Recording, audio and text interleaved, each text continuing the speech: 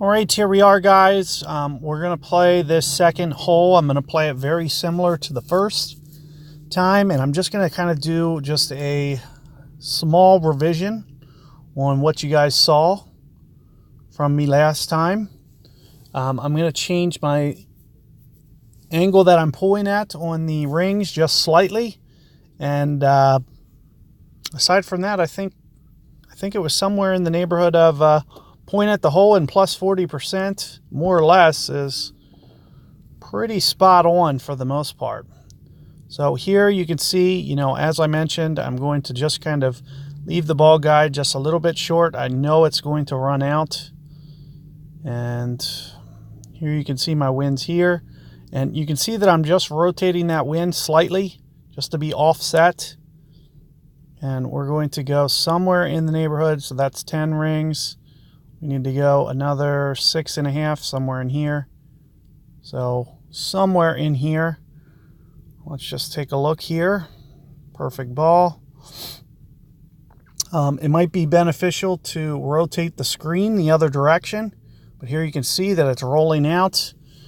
It's going to be good speed if you can just kind of figure out that offset and being able to get kind of where you need it to be. I would recommend rotating the screen the opposite direction.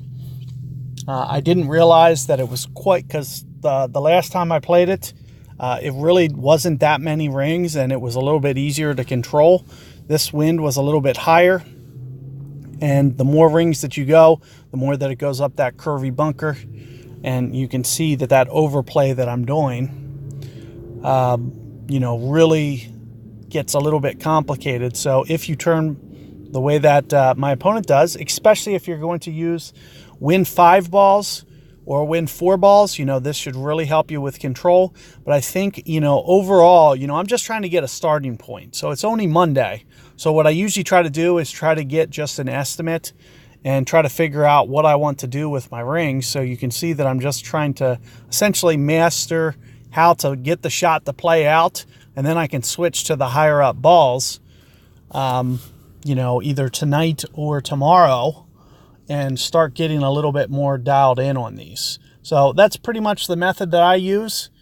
And, you know, I recommend that you guys do similarly. You can see that that shot, especially speed-wise, rollout-wise, it's going to be very good. And it's going to give you a very good chance to be able to get that hole out there. So good luck with that one, and I'll catch you guys on hole 3 coming up.